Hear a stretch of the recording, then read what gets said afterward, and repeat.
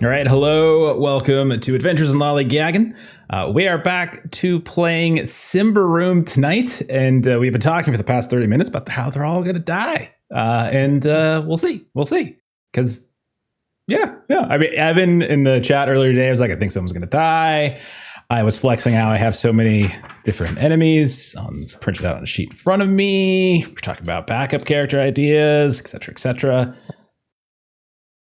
So yeah, that's all I got. We're prepared. We're ready. Sufficiently mentally prepared for what is to come. I was this close to getting Jeremy in the first session, and it has become unintentionally a tradition to have me nearly kill Jeremy. Because I almost done it a couple times now, I think, in a few different games. Don't usually get to kill you, though. You always usually survive. I know. I'm like a cockroach. But it would hurt my feelings if we didn't at least get close to that threshold. Yeah. Because it was really close. I mean, Holler, I almost got you in the prologue-y games for Holler. Almost got you in Deadlands, because I almost got you and Chuck in that opening gunfight in the town. So yeah. So it's happened a few times now. We'll see. Oh, and did you get close and fried? I don't think you got close and fried. Your guy is like a walking literal tank. So I think you nearly burned him to death. Oh, okay. It was really close. Oh, okay. Well, there we go. That's right. That's right. There him and the other guy locked burning each other. It's great. I remember that now. Okay. So we have a lot to get to tonight. We have tons of stuff. If you know the adventure, obviously, if you're in the chat and you've read the adventure, please don't spoil stuff. As there is so much of this adventure, so much of like the entire campaign is just in the setting itself. There's so many of these little discovery points. So we want to get the players to be able to get as much of that as possible without having it been spoiled at any point. So try to be careful with that kind of stuff. Obviously, if you're watching this, you're going to see that I'm going to be making some changes here and there just to make it work for our table, as you would any table, and also make it work for stream as well. And make sure that we don't play for the next 10 years. So we get this done somehow, in a relatively short time period. We last time around we just did character intros in scene. We're going to do it the old-fashioned way, and I'm just going to have everyone go around, just hey, who you're playing, etc. One or two things about your character that you feel like sharing, and we'll go from there. And here, extra incentive of surviving is that you get to tell us more about your character. So you got to earn your backstory in Symbaroum. You got to earn it. So we're going to start with Kipser. Tell us about Attolia. Yeah. Before you kill me. Attolia is a changeling who tends to have a little poof of green hair on top and wears sort of a dark burgundy cloak. She's got a mum who told her to go sell some bread, and she was going to bother some witches. But the witches came to town by themselves. So now we're just also getting attacked by terrible things, and I'm probably going to go corrupt and turn into abomination and kill all my friends. Yeah. All that's true. And you said that if you had gone with your original build, that you would already be right now. Is that just... I had a great idea initially, but for some reason, Evan told me that it wouldn't be very nice to kill my friends the first episode. Second for episode, some reason. For some reason. Some odd reason. Okay. Hey, question about the changeling stuff. Yes. So the basic, I mean, we kind of all know like the basic folklore of changelings, right? Of like stealing babies from cribs and replacing them and all that kind of stuff. So that was your mother, right? Mm-hmm. Your actual. So like does your mother have any idea about? Okay, so I did. I made it a little vague on purpose in case you would like to do your own thing. But actually, the changeling was my father, who slept around a lot and wooed my mother, and it's just genetics at this point. So you're not a changeling? I am a changeling, but I was not a swapped changeling. I'm born changeling. Because we can change it. We're gonna keep that vague for now. We can change it to make sure that's legit. Like, yeah. I was like, sure, we'll see. I'll dig into it some more, and we'll put a pin in that one. No, guys, I figured it would come up eventually. Next up, Evan, tell us about the owl. Yeah, the owl is a large, maybe 6'5" tall figure with a pretty was once nice mastercrafted armor that has seen battles and battles, countless battles. He's hired as a mercenary now these days. He's pretty well known in Thistlehold as like, if you need something done and you don't care about how it gets completed, he's a good person to hire. He has perched on his sword most of the time as he walks around Thistlehold, his little pet owl, his familiar Pyre, who wears a little matching cape, has a little clasp that says Pyre, because the owl is deaf and doesn't speak, so at least people know what his bird's name is. I got lost in the grammar of that. I thought you said that the owl, like the actual bird, was wearing a cape for a second there. I was just like, that's adorable. That's adorable. He is. No, it is. The bird. The bird wears the cape that has a little has a little pendant. Like a dog would have like a little collar. Okay. Yeah. Collar and cape are two different things. Collar and cape are two different things. Well, like a little clasp that says the name is what I mean. Okay. All right. I'm just gonna write a little note to myself really fast. Okay. It's adorable either way. Yep. Fantastic. I like to think of the whole lesson, was it of like capes in superhero stories? Yeah. So I'm going to take care of that. I'm going to take it. All right. Aaron, tell us a little bit about Madjac while I ban somebody. Madjac Maekar was an abducted human. He was stolen as a toddler away by the elves to be trained as an Ironsworn. When he became a young adult, he fled the elves and returned to human civilization to take up the role of monster hunter. He stands around 5'10". He's got a wiry, strong build, short, tousled, dark brown hair. But he's never seen without an intricate Godinja half mask in the shape of a force devil that hides his eyes and covers his nose. He's a hell of an archer, not a bad hand with a spear, and is always seen with an empty sheath for an elvish two-handed sword across his back. Fantastic. Okay, and I know a little bit about that. So but hopefully, if Madjac survives, we'll get to learn a little bit more about that sheath and why it is so later on. Next up, Melissa, tell us about Ruena, or is it Runa? Rowena? Rowena. Okay, Rowena. Okay. Rowena. Yeah. So Rowena, kind of to look at her, she's got long brown curly hair. She's tall and slender, but under this kind of bluish grayish cape cloak that she wears, she sort of looks bigger than she is because she has lots of these sort of like bags and pouches and things that she has with her like medicum stuff and journals and, you know, all of these kinds of things for all of her like rituals and symbolism and, you know, lore master and all of the things. She has been kind of an apprentice, trying to work on this kind of artifact stuff when the other individual that was trying to do that stuff did not survive. Okay, fantastic. Excellent. And we got to meet a character by the name of Eufrinda, I think, who was like your teacher a bit last time around. Yep. Who was not too enamored with your work. No, I'm not a star pupil. No, it's okay. It's okay, but you put a lot of effort in. And then finally, Jeremy, tell us about Gwydion.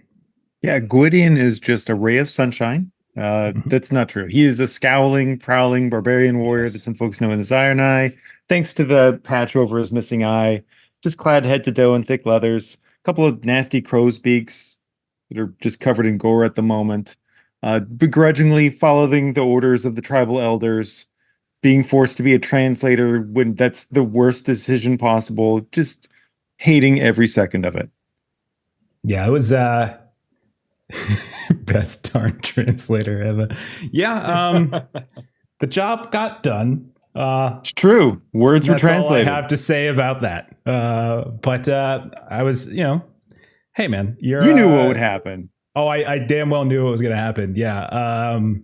I figured that was going to go rough for you. And I definitely Gadramon and Marvello won't remember that. Definitely that won't come back at some point. We'll see. All right. So second episode. So the last time around, we began roughly autumn time. We were in town with Thistlehold. We're on the southern reaches of Davokar. the big ass forest that this whole game is based around. There was a bell that tolled, and it was an alarm from the northern gates. And then our fortune hunters got introduced one at a time.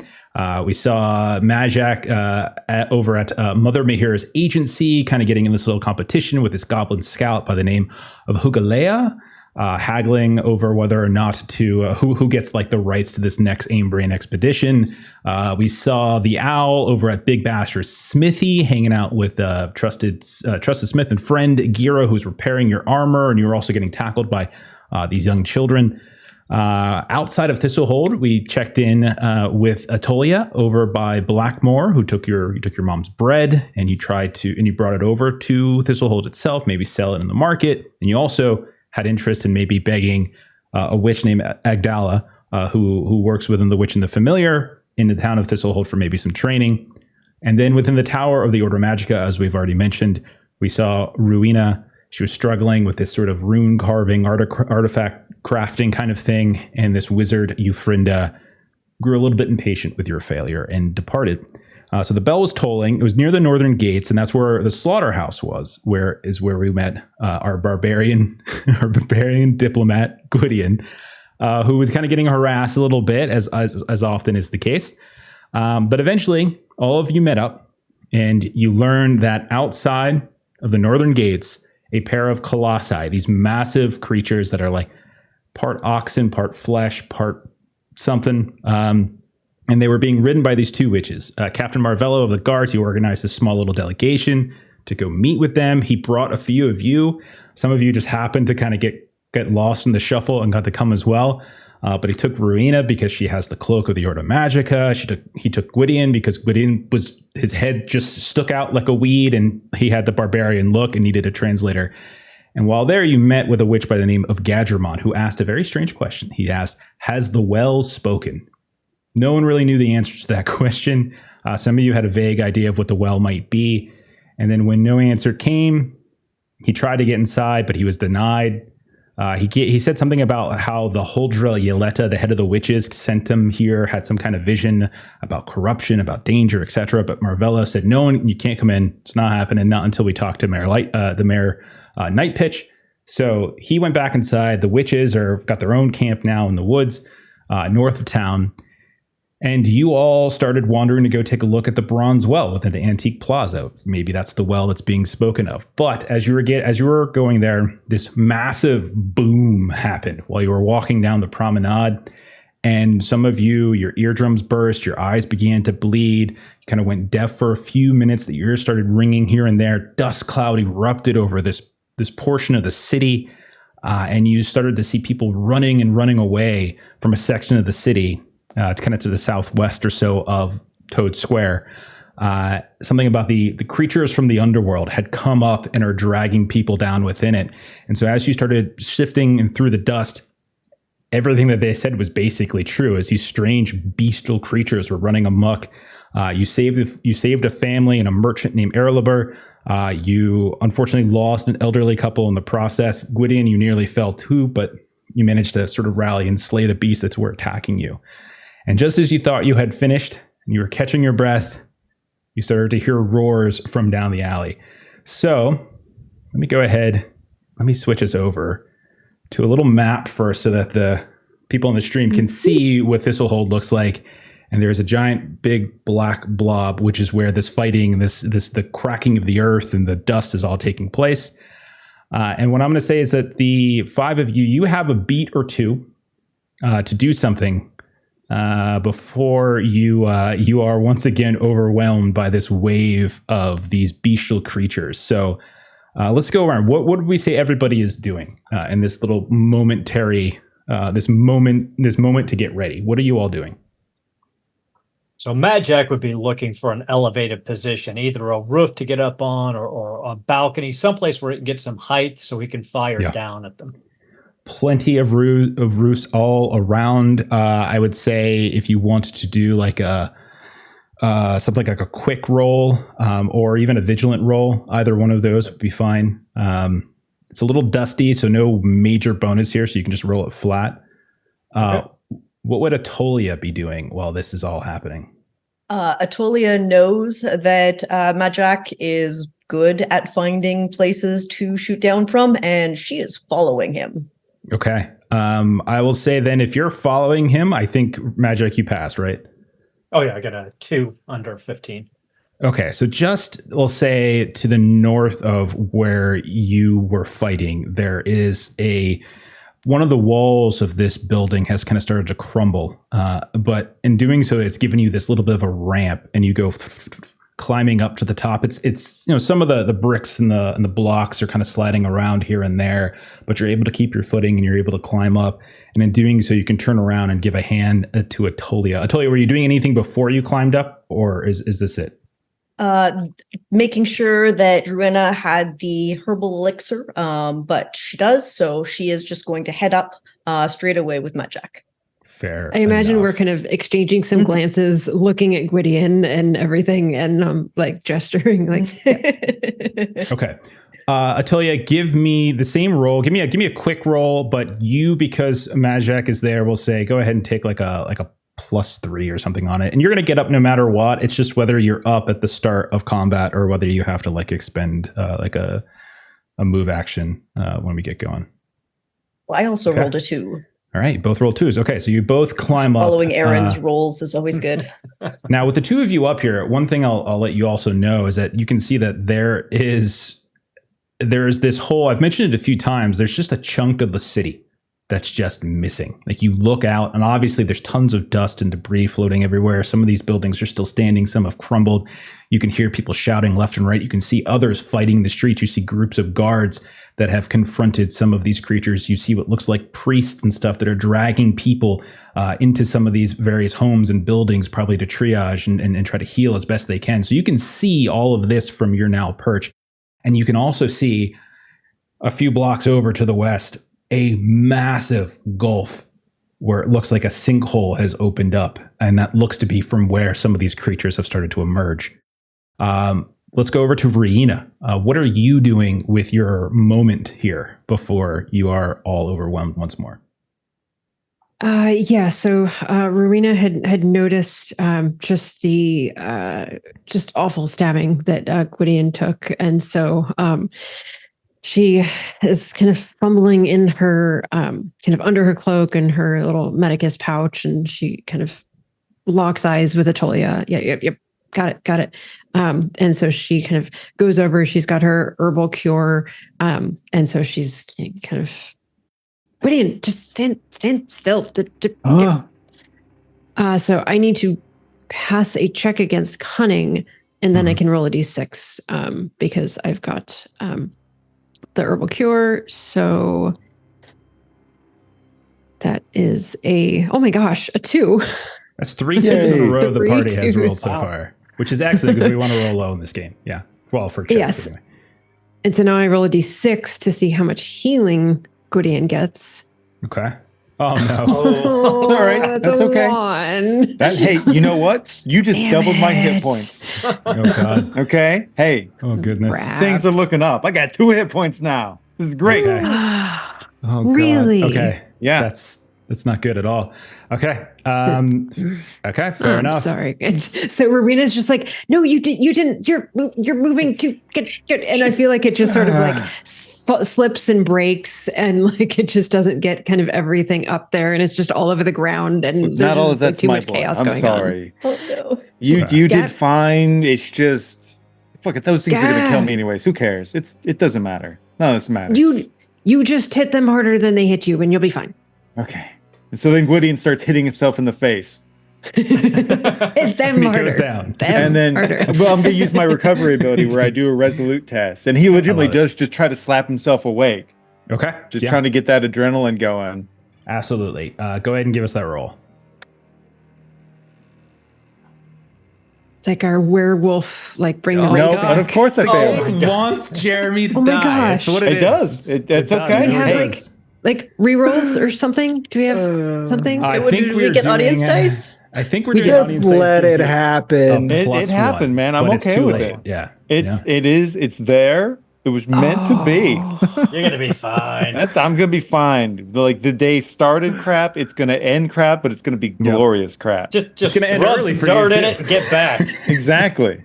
So we should right. probably establish audience stuff because we're gonna do flat pluses plus ones. I think you're gonna get flat plus one. That's the deal. Complications, obviously, I'll just use them. They're pretty flexible on my end, and it's usually just maybe adding an extra monster or just causing an extra little bit of annoyance, that kind of thing. And use them. Got to call them out before you roll them. And then finally, the owl. What are you up to? I think the owl would probably feel the like heavy footsteps of these bigger creatures and like know the direction they're coming from. And he is going to, with Pyre, kind of in a diagonal, he's going to put his familiar a little bit in front of him, and he's going to be next to him, and he's just going to be the head of the spear because he's not going to turn behind him, but he imagines the people behind him are not behind him. You know what I mean? Like he's Gotcha. already understands what's about to happen. Okay.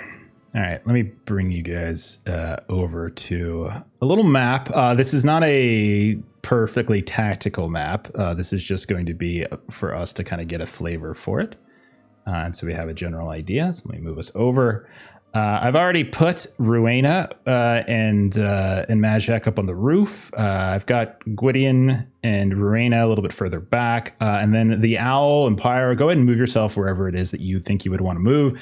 You guys can see that there are these groups of creatures kind of coming out of these alleyways, both to the northwest and to the southwest. So you can kind of position yourself. Like I said, you guys have had time to position without an issue. So, okay. All right. So with that in mind, everyone is ready. Gwydion, Rowena, I will say that any of these creatures you want to get to, it's just a movement action to get there. So don't worry about trying to measure. That's not what this is about. Okay. So, Rowena's just going to kind of look up at Gwydion and she kind of looks around where everyone is. I'm going to stick with you. We'll flank. We'll do this. We'll do this together. Okay. Okay. She Okay. sort of like has her It's okay to run. staff out. For you. It's okay for you to run. No. Okay. So as we start, Madjac, you can see them. It's like you've been trying to get a shot at them, but they're just in between these alleyways. Everything's so tight, and then eventually you see them begin to pop out. You get to take the first action. What would you like to do, Madjac? So I'm assuming this is one of the big ones. Yeah, so you can see like I've tried to make the tokens just a little bit bigger. There's not a ton of art for it, so I just tried to make the tokens a little bit bigger for the bigger ones. So you see Madjac reach up and touch the fletching. And he goes, "They better be paying us some thaler for this." And he pulls out a fire arrow, a flame arrow, and he's going to aim at the big guy. Okay. This one right here, and try to take him. And that was T, right? To target? Yeah. Yep, T to target. Absolutely. Go right ahead. All right. Bow. Okay. Get back to the main tab here. My bow. This gives a +2 modifier since I'm up, and I get a +1d4 to damage. And then if it hits and does damage, every turn after the first turn, for a d4 turns, he takes a d4 fire damage, unless he takes an entire turn to put himself out. Fantastic. Go ahead and do the defense, like when you're Just picking standard from the drop the defense? menu. Yep. Just do defense, yeah, because it'll default to what's needed. Please. That is a hit. Okay. So describe how it looks as you fire this down, as this thing's just skirting around the corner of this alleyway into this little open courtyard where you all have been fighting, and you're perched. You and Attolia are perched up. What does it look like as you do this? So he pulls back, and as soon as he lets go of the fletching, the alchemical compound on the head bursts into flame, and it strikes him through his left hip, goes through his leg and into his right leg. Because I'm hoping to pin him with it, obviously, but we'll see. He's pretty strong, probably. So that does damage. It does not hit his threshold, so you're not going to get any sort of bonus for that, but does not hit his threshold, as he does have some mitigation things that are happening there. You notice that these seem to have kind of like this, like there's a thickness that's like this extra dermis, this extra coating over top of them, and so as your arrow tries to press into it, it doesn't pin and just doesn't do like the through and through almost like some of these others done. You can tell that these are a little sturdier, but you have in fact hit, and the fire does begin. All right. Do you want me to go ahead and roll the d4 to see how many rounds he was potentially on sure. fire? Yeah, sure. Go ahead. That sounds good. 2 rounds. Burn for 2. Okay. Thank you. Okay. So many twos tonight. My gosh. I know. It's a little different when you roll a d4, though, than when you roll a d4. True. Gwydion, your turn. Unfortunately, you are still a little beaten up. What would you like to do, man? I'll take myself off mute first, and then I'm just gonna lean into bad decisions. Attaboy. The combination of having a code of honor and bloodlust is just a surefire way to make bad decisions. So if I were to put myself like right in this corner, could I potentially be near enough to hit both of those guys? Southwest? Right up here. Like that guy's on fire. Oh, sorry. Yeah. Oh, absolutely. I would say yes. You certainly can. I think they're close enough that they go in there. He knows he's on the verge of death. So just focus fire and maybe get rid of one big guy. Let me make sure they don't have a long weapon really fast here. So make sure they don't have a long weapon. They do not. You're good. Okay, so I hover over it and it's T to target, right? There it is. T to target. See it. Indeed. T to target. Okay, let's go. Let's see how well this works. Okay. All right. Come on. Okay, failure. Great. Oh my awesome. God. All right, let me gosh. swing the offhand. Let me just fail as much as Take possible. a +1. Take an audience +1 on the Even second a one. swing at the Okay, I first will one. on the second one.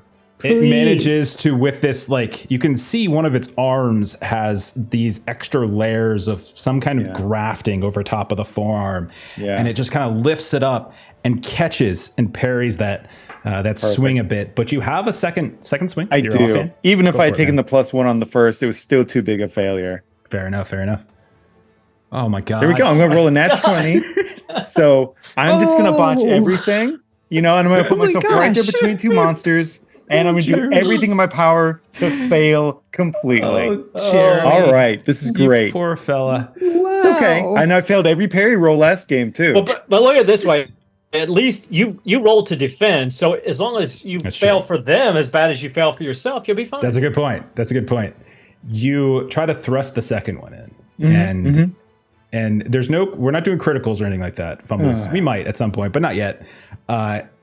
You feel the quickness of this arm just sweep down and just grab your wrist before you're able to fully thrust it in. And it just pulls with this unheard of strength away and then leans into you. And you can see what looks like teeth and fangs and this distortion of bone structure. You can see bits and pieces starting to peek out from beneath the skin. And it just goes,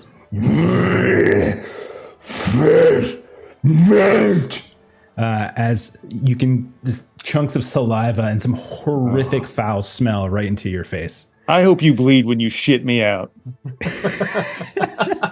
Next up is Pyre, our owl companion. What is Pyre doing, Evan? This is a good start. Great start. Fire is just going to fly over here and get in. It's a little closer to southwest, yeah. Yeah, and just to kind of harass, I'm going to just go ahead and attempt to attack this guy down here, but I don't really see much. One of the smaller ones? Sure. Yeah, I don't see much happening out of that, but we'll see. You never know. Yeah. Oh, goodness. Modifier, damage roll. Okay, let's see if this works with the targeting thing. You said you rolled it private. I can't see anything. Oh, I got 4 damage. Okay. Then it I hit rolled and everything just fine? 11. Yeah, I got a 13. Okay. All right. We'll just have to trust you. Okay. So 4 damage. Let me check their protection. I think you can right click and make it public. Okay. Reveal to everyone. There you go for the gaslighter.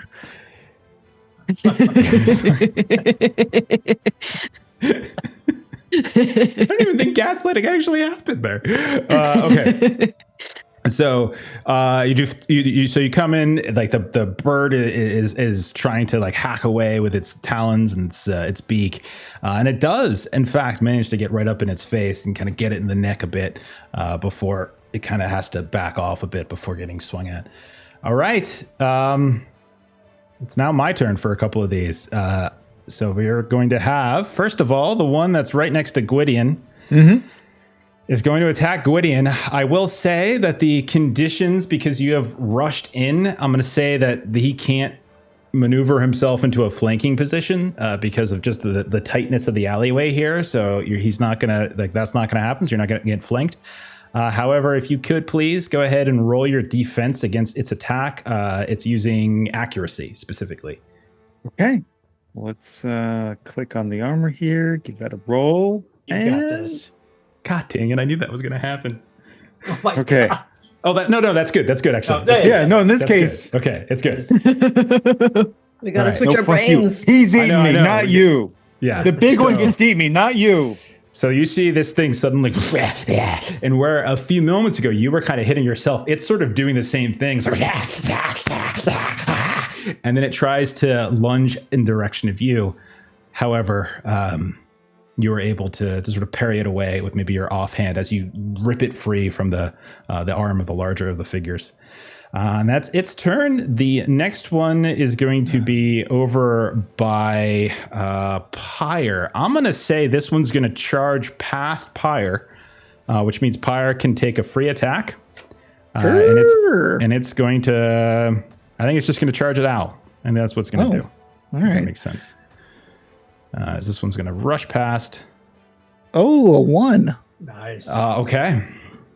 5 And damage. so as this other one tries to rush past Pyre, and Pyre lifts up off the first of these bestial creatures, it turns around and manages to scrape its talons right across the face and the neck of this other beast creature that closes in on you. What was the total damage again? I'm sorry. 5. 5. Thank you. Okay. And it has to exceed toughness, correct?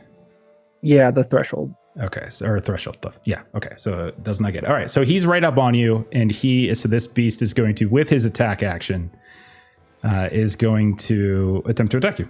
He's going to, so free action. I'm going to use its frenzy ability, so it's going to do extra damage if it hits, and then it's going to lunge itself at you. If you want to go ahead and defend against its accuracy, which Accurate. is, Okay.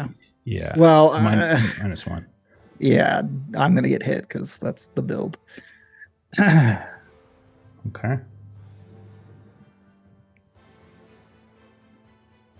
All right, 6 armor. Okay, 6 armor. These things do. Hang on, that's the beast thing. These things do 8.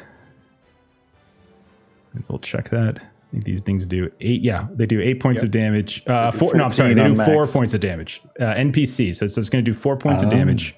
But I do get a. So 4. So it was plus the 10 and frenzy. minus 6. There's a frenzy that I got to roll. Okay, so 7 total points of damage, and then so you'll take 1 in total because your protection will Okay, block. gotcha. Yeah. Okay. All right. I rolled a 3 on the frenzy. I'm not sure if there's like a flat number for a frenzy, but I know that that's what the ability says I can do. So I'm doing it. All right. Then the last one is getting harassed by Pyre, and we'll go ahead and frenzy up, and we'll swing at Pyre. So if Pyre could go ahead and roll now against its accuracy, that'd be great. Okay, accuracy.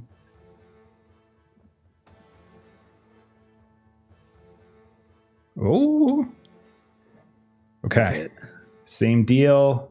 Good news is I haven't rolled, like on the random frenzy, I haven't rolled crazy like I did against Jeremy. And again, so that's a total of 6 minus your 3 protection, so 3 points of damage towards Pyre. Right. Okay. And that is the end of those, the sort of more, like, they're not quite on all fours, but you can see as they move, they have this kind of loping quality where the other ones are standing a little bit more upright. And now, Al, it is your turn. You have one of these in your face.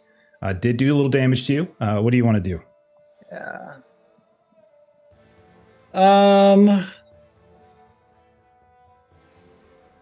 Do I just kill it, or do I go for the big one?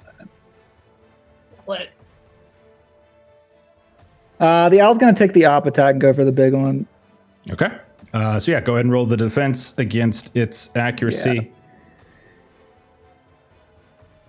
Accurate.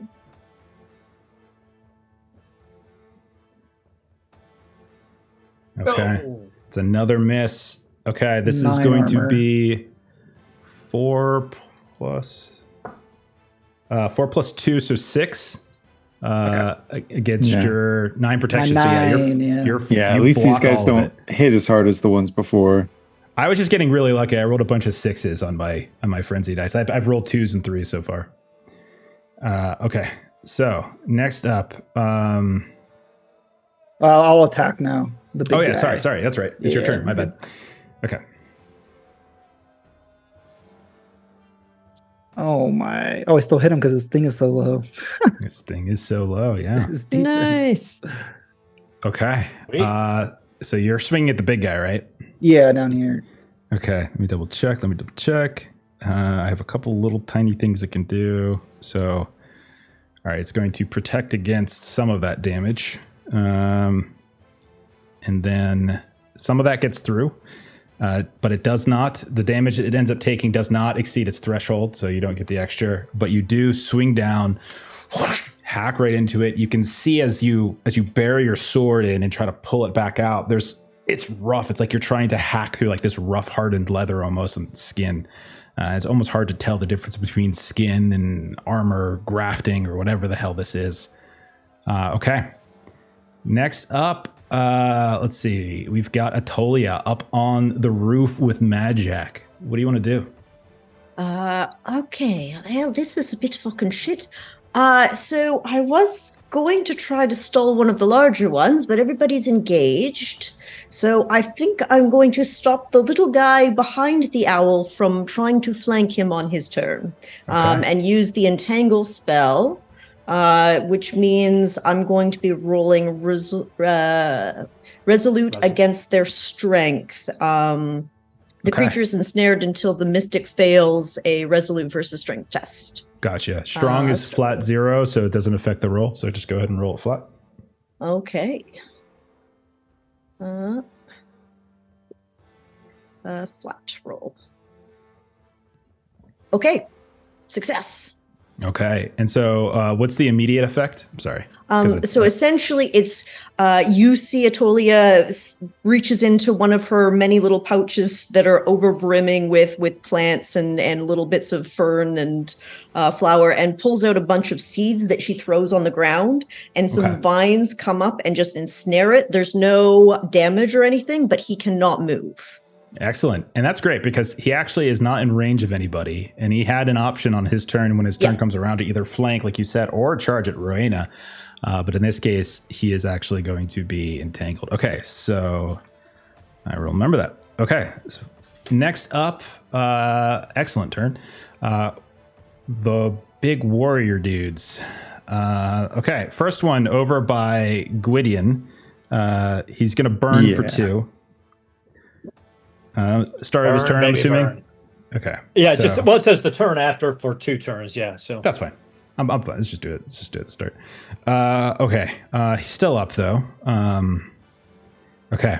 He is going to. Yeah, I don't think there's a whole lot of strategy. No reason not to. I'm just it's right there. Yeah, go ahead and roll Gwydion a defense. Okay. You know what? I got this. Yeah. Go ahead. They're not smart enough for him to flank. Go ahead. Take a +1. Take a +1. I will gladly take a +1. And just cross fingers? Yeah, man. Against its accuracy. Okay. That just, yeah.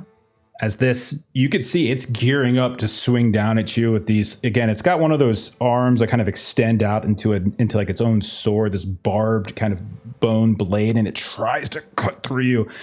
But it is unsuccessful. Okay. And I think it'll probably just stay there. I don't see any reason. Do I have to do... I have to do a full action, right? To put the burnout? Yep, full action. Yeah, it's not going to do that. Okay. The other one over by the owl just got hit by the owl. and I see no reason other than hitting you back. So I think it's going to, first of all, you watch as a free action, you watch as it kind of it takes its arm up, these long blades arms, and you can see there's these pustules here and there on its body, and it just kind of cuts through one of them, and you see this sort of green discolored pus just begin to coat over top of the armor before it swings at you. And then it does. So go ahead and roll with accuracy. Accurate. Okay. Yeah, accurate. Sorry. I'm going to keep doing that throughout the entire campaign, referring to them in nouns. 14 armor. Okay. So I think there is. I don't think you're actually going to take any damage. So what he ended up doing was poisoner. Let me make sure I don't do anything extra. So NPC damage is 4. And so you are technically poisoned, but I think it has to. I think you actually have to take damage to get poison. Yeah. So I think you're okay. I think he kind of just wasted that poison by not being able to get through your armor, and that's his turn. And then we will come to Rowena. Last one. What do you want to do? So she's going to do what she did last session, or she's going to spend her combat action and her movement to take up a flanking position behind this big guy so that when Gwydion attacks it, he will get advantage. I'm going to say that because of the tightness of the alleyway and because I said that they didn't get it against me. That's right. It seems only fair to say that. Yeah. Okay. Yeah. Fair point. 1, 2, 3, 4. Okay. Then I will attempt to do a dumb thing and take somebody on 1v1 then. There you go. That's what we want to see. So movement and combat. So you can get to any of them. It's fine. Don't worry about it. Yeah. So she's kind of skirting that kind of big pile of rubble just to the southeast of it so that she can come up. And she does have a little bit of reach with the quarterstaff. She's going to move. Poke it while it's restrained and it can't get to you. Yes, I like that. That is what she is going to do. Smart. I'm going to pretend that was all intentional. So does she get a free action first? Strategery. A free attack first? No, that's if someone comes after her and she has a longer reach. Gotcha. Okay. All right. Go ahead. Pick its defense. It should do defense automatically if you pick that from the list. Right. That's right. I needed to hover and T. There we go. And then go back to my sheet. And then, and you said versus defense? Yeah, just always do defense when you're attacking because it'll default to whatever the sheet says it's supposed to be. Do a +1 modifier because we've had a very generous audience and I would like to be successful. There you go. That is a success with 6 damage. Okay, so this one is, I'm calling them beast number 2, 6 points of damage. Go ahead and describe your kill, Rowena, as actually enough to kill it. As it had already taken damage from Pyre as it ran past. So Rowena is just really not happy with how horribly she failed at healing Gwydion and just like dropping the kind of herbal cure. And so she's just kind of looking around and is like, oh, no, I can't get over there. But that one, yes, that one. And so she's just going to kind of just kind of level her quarterstaff just sort of below, kind of waist high and just kind of go kind of like banshee running at this thing and just kind of like hit it in the midsection with her quarterstaff. Okay. So that is the end of round 1. You guys are still alive. Somehow Gwydion is still up, which I'm honestly just a touch shocked about because I thought for sure you were going down. But you are still up, which means we go to another round. Yay! New round. We start once more with Madjac up on the roof again. What would you like to do? So Madjac just pulls a regular arrow this time. Nox pulls and releases at the big one because he sees how beat up Gwydion is, and he's like, he figures if he doesn't help put this guy down, he's going to lose a good drinking buddy. Oh, very nice. Who Okay. pays for all the drinks? I mean, let's be fair. There is reasons. Okay. Gwydion, who we didn't know. Such big bucks. Generous with his sailors. Well, he's All right. drunk usually and just doesn't realize. But Okay. Give it hold on, a I put in the roll. modifiers. Yeah, no worries. Come on, That is just enough, I think. just enough. Shitty Okay. damage. Really Okay. bad damage. Okay. These, unfortunately, as you fire down, you do realize that soft. this time, you can see it like the bow or the arrow hits, but you can tell the head didn't actually pierce, and it just kind of flops down to the ground as it shifts and moves. As that actually is not enough to pierce through its mitigation. Okay. All right. That was Madjac. Let's go over to Gwydion. It is your turn. Okay. This guy's on fire in front of you. What would you like to do? See, he's on fire, but I also noticed that the one on the right seemed a little quicker. So if I hover over him, I'm close enough to reach both of them potentially if I got lucky, right?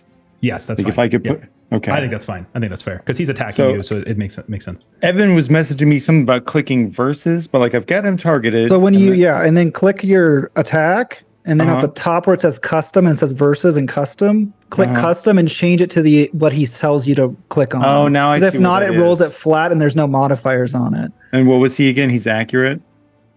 It's just defense if it's your Well, this attack. is defense. Defense, you should just pick defense. Like if you just pick defense from the list, it should calculate automatically. Okay, cool. All right. Well, I will the take other way advantage of around, our yeah. generous audience and do a +1 Perfect. because why not? Perfect. So Okay. we'll try and go for the faster guy first. There you go, Nice. buddy. There Oh, you that's go. big damage. We'll do Nice. We'll do 11 damage on him. That's a one shot. Go ahead and describe it, as he doesn't have any mitigation. Okay, so there's the initial parry, and I like to think the parry is him turning around the hook end of the hammer to kind of lift the hammer up, and then he just puts it into its wrist and drags it down the street, and then yanks the arm out of the way and bashes the face down and turns around to the other guy. Okay. And you got your offhand. You can still do Yeah. the second attack. Go for it, man. So let me switch the target over to it. Yeah. 2 down, 3 to go. Okay. All but one have been damaged. So you guys are, Defense. like I said, you guys are gonna live forever. No problem. Actually, I no. The will- one guy who hadn't been damaged is now dead because he got killed in the one shot. So I will guys are gonna live continue forever. to be greedy because I can't help it. Okay. I'll take that's what's +1. there for.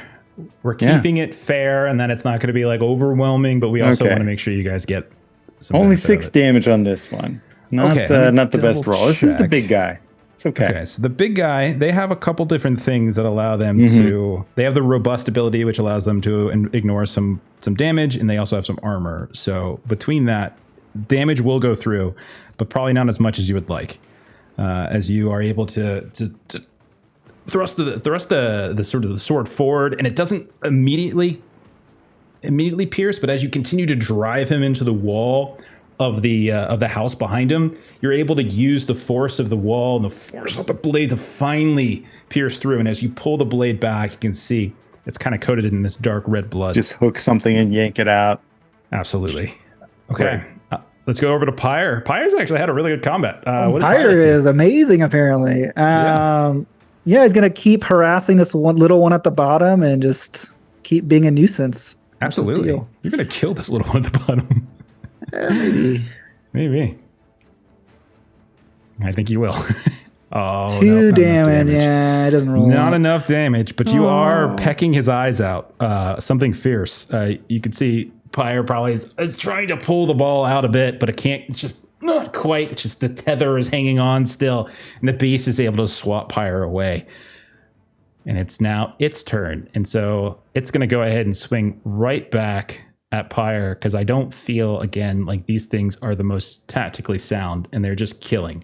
And so they're going to go after Pyre as opposed to trying to kind of move past. So go ahead, have Pyre roll defense against. That's its accurate, right? Okay. It's accurate. Yep. And- Ooh, high roll. Oh, good okay. armor. Good armor. It's all frenzied up. 6 total, so take 2 more points of damage as the protection drops it. Okay.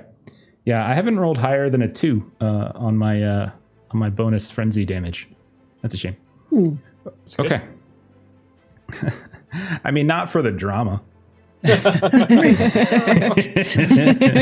guys got the base 4 damage, guys. The base 8 damage, guys. That's where it was. Yeah, I think I might have been misreading something. I realized as I brought up a character sheet, but you lived through it, so we're just it's on. better this way. Yeah, This you is what I lived through it. want. Okay, I would have felt bad if you died. The owl, it is your turn. All right, the owl with his, Maybe a little. his blade like kind of stuck in. He's just going to take both of his pauldron hands and just hit the hilt of the blade, trying to push it out of his body. Okay. Like slice him in half. Let's see where it goes. This is defense. That.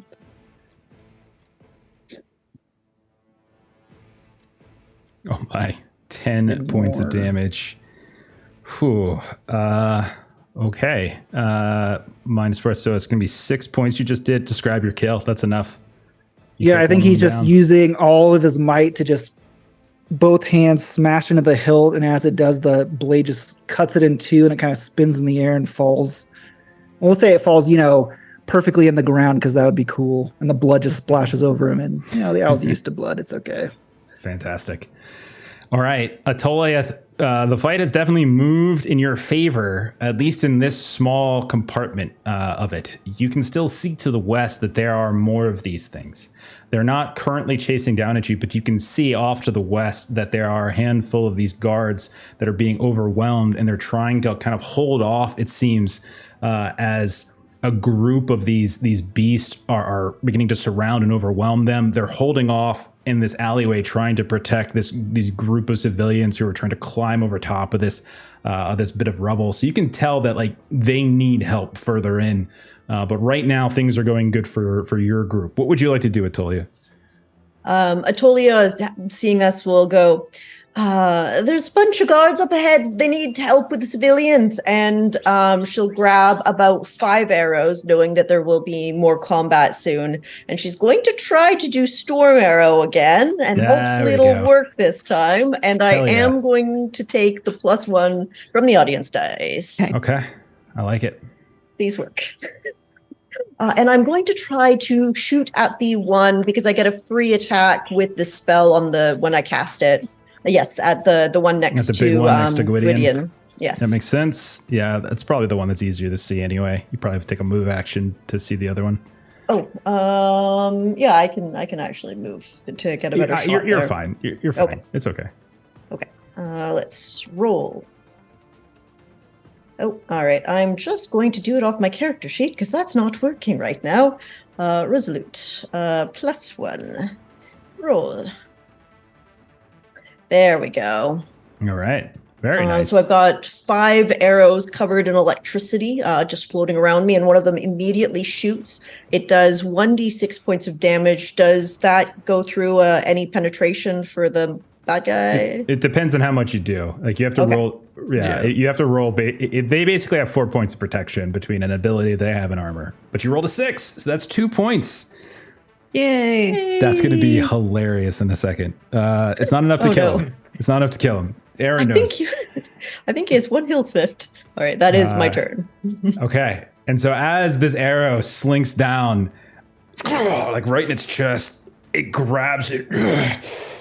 And at that point, maybe there is some additional energy in the arrow. Maybe there's something that helps ignite the flame even further. But you watch, Gideon, as that flame that had been just cooking the skin of this creature erupts. There's this tangle of hair that catches,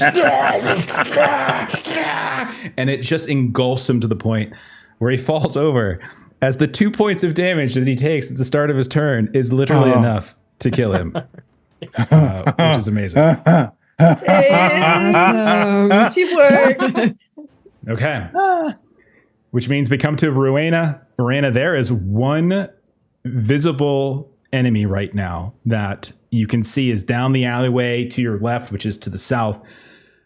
where the owl and Pyre are in a battle. Pyre is been hacking away at this guy, and you can see it's trying to tug one of its eyes out. The owl has just hacked down one of the larger creatures, and there's really just the one left.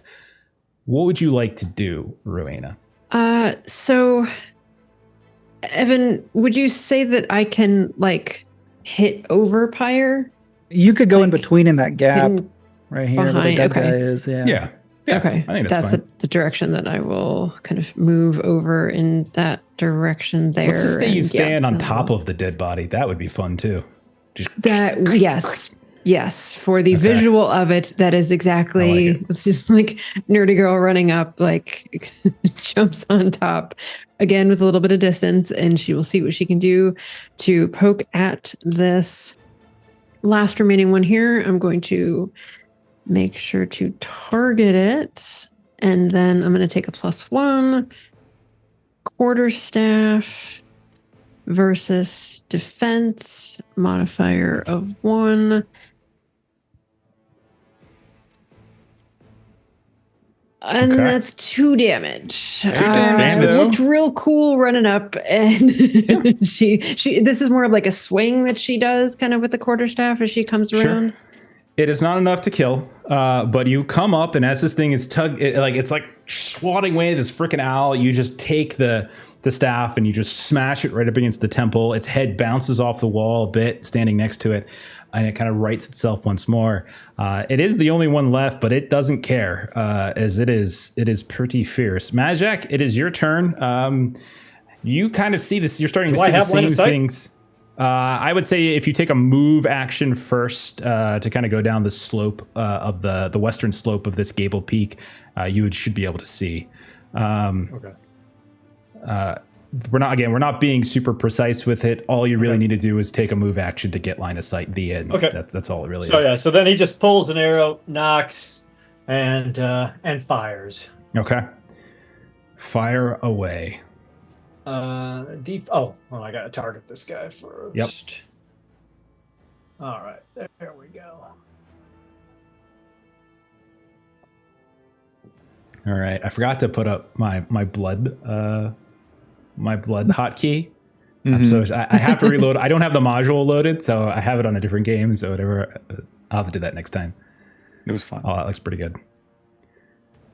Madjac, go ahead and describe your kill as you thread an arrow between your allies. Yeah, so you see Pyre fluttering, and then right as he pulls up, almost as if Madjac was timing how he was moving, this arrow comes right under his tail feathers and strikes this thing right between its eyes and just pins its head to the ground behind it. You notice at this point, as you guys all look around, that you have been successful. But again, Attolia and even Madjac now, as you take a moment, you look to the west and you can see that there is this rubble of a building over top of which you can see these priests that are trying to climb over top of it. Some are carrying injured on their shoulders. Others are carrying someone grabbing the legs and the arms, and they're getting chased up and over. You watch as like a group of town guards they're being utterly dismantled and overrun. And you can tell that they certainly need help. To the northwest a bit, where the two of you are currently standing, Madjac and Attolia, off to the northwest, there's that kind of rubbled building, and then across this cobblestone path of it, you can see the group of priests are kind of trying to take shelter within it, and it is on top of the building and onto the road itself, where you see not 4, not 6, but somewhere in the neighborhood of 8 or 9 of these beasts in these warrior types. Kind of crawling over top of it. You all have a beat again to do something out of combat. If you wanted to do something, if there's something that you don't want to do, you do have a moment, as you can see that they have kind of barricaded themselves for the time being. But it probably is just a matter of time before they get overrun once more. What would everyone be doing at this point? What are you saying to each other? What are you doing? What are you thinking? That kind of thing. I think I need more arrow bolts. Anybody that was got close. anybody got an idea what the bounty is for these things? Because we got to keep tally. I mean, Collect their okay. ears. And Rowena pulls out one of her notebooks. Oh no, I've got it. And she's like writing down everything that we've done here. So where are the bad guys? They're up here? I haven't put them. I haven't put on the map yet. I was just letting you all kind of talk it out first. But yeah, there will be more. They were just just northwest of you. Okay. Yeah, they're going to be just to the northwest of you all, in like kind of on the north side of the rubble, trying to push into that blue roof building. I'll shift the map in a sec and get it all set up. But you guys just tell me what it is. Again, you guys have a beat to talk, to assess, to do something, and then if you wanted to charge in, you're welcome to do so. Okay.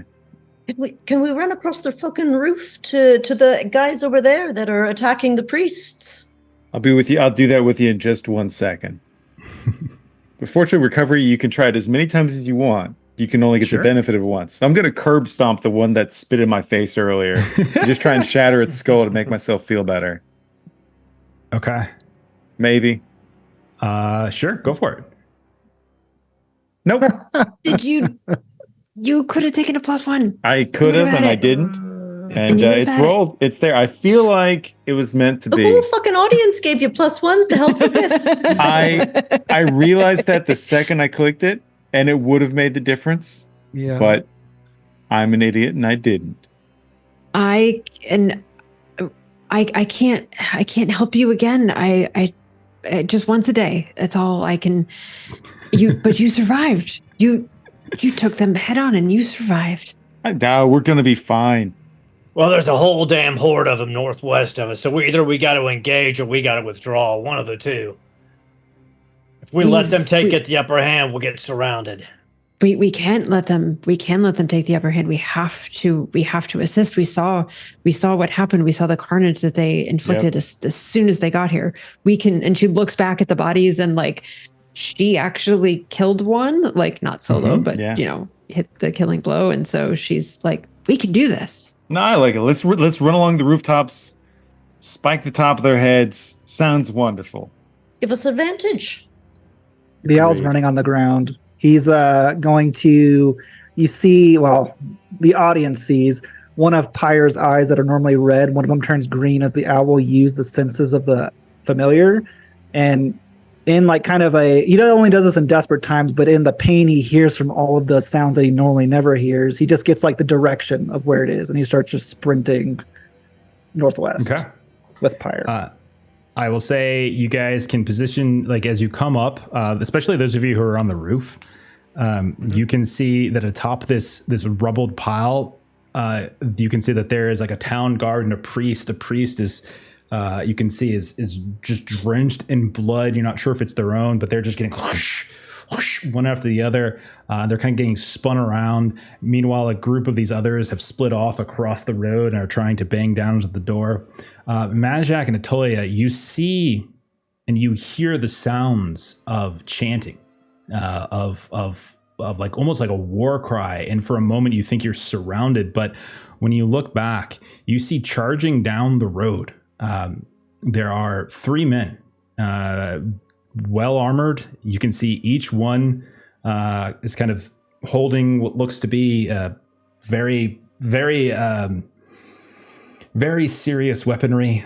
You hear vaguely, if either of you are familiar, prayers to Prios, like beseeching the sun god. You would guess maybe Templar as they're charging in, and you can see that they're running down the street, kind of westward in the direction of where this is happening. Like you can tell that there are others here. Like you're not alone. Like especially from the rooftops, all of you can see these small skirmishes here and there, where you can see and hear the sounds of people screaming and fighting and organizing left and right. And it looks like there's this small trio of Templar that are joining the fight as well. So, with that in mind, so I think it was Pyre, you were running on the ground. I think Madjac and Attolia, you kind of stay on the roof a bit. And then what about Rowena and Gwydion? What do you two do? Gwydion's all about being nimbly bimbly across the rooftops. That sounds great. Anything where you can brain them from up above, be perfect. Okay. I will say that since there were 2 people up there that probably could have given you a hand before they ran off, you can certainly do that. Do you have like ranged ranged weaponry? No, but he's hoping some of these are big enough that if he gets close to the edge, like the really big ones, he thinks he could reach on. Or if not, he'll just jump on the back of one. But it's just the fun of getting there across the rooftop first, and then the whole idiot jump thing. Just leap on top of one. I love it. Hair's leap. Hair's leap. Hair's leap. Oh gosh! Oh no! Don't say that. Should don't we say invoke that. that name in this? I'm not sure if we should invoke that name. That's going to take be a those, banned those word last combo. two health. Yeah. It's not about the smart decision. It's about the fun decision. So Rowena is sort of like watching Gwydion climb up, and she's like, and so she goes after the owl and pyre in the direction that they've been going, because that's who she's going to be able to possibly help in some flanking or kind of do some work at ground level. Okay. So go ahead and you can just kind of position yourself wherever you want. Again, this is all just for us to keep track of stuff. It's not none of this is exact, so don't worry about trying to be exact. I have readied my bow while I moved over the roof, please. Of course. I think that's perfectly fine. All right. So as you guys close in, let me go ahead and get that all sorted. You can see the first thing that happens as you're watching, as you all are repositioning, lining up, these Templars come charging in, and like a wave crashing down on the shore, they throw themselves with like this fury at the few of these creatures that have tried to break down the door into this little sort of triage center where the priest had gone inside, and they start swinging and crashing away. And you can see that they, at the very least, they're holding a handful of them at bay. Then let's see, where'd everybody go? We're not in initiative. I know, I see like you now. The players. Yeah, it's okay. You guys, yeah, we don't need to. We can just watch. Don't need to. You can just watch. I mean, we're just being respectful. Templars are doing good. Yeah, This is something killing it. they need to do themselves. You know, that's what it It's is. a test of faith. Okay. I mean, we're over here. We're praying. We're supporting. Yep, we'll, thoughts and prayers. All right. Madjac, as you see Oh no, the your Templars God kind didn't of save you. you see the Templar. All right, they're not going to help you. You know what? Maybe I was going to heal you. No, I'm not going to do that. Madjac, one of these, you see that the Templar is kind of engaged, but then it is your turn. It's only as you and Attolia are moving across, and then you hear the loud footsteps of Gwydion as the roofing tiles begin to slip and fall and crash, that finally some of these beasts turn and look, and they see you, and they know that there's sort of more targets. What would you like to do, Madjac? Madjac, seeing this guy completely surrounded and remembering how hard it was to take down the larger one, he is going to target one of the smaller ones to see if he can give that guy a little bit of breathing room. So I'm going to target the one to the northeast of him. Sure. So he pulls an arrow, sights down, and fires. This guard, you can tell, like, his hand has been cut in half on one, and the other is just sort of swinging wildly and trying desperately to kind of parry away. You can see he's almost trying to stand back to back in some ways, in other ways trying to shield this priest of Prios as these beasts close in upon the rubble of this building. Now, yeah, go ahead. Are we still? Is the rooftop still above this? Or are we I would say this even? one, the rubble is much more severe. I would say you probably don't get it this time. Okay. Yeah, and that'll help. That's That'll kind be of helpful that's for kind of- Gwydion too.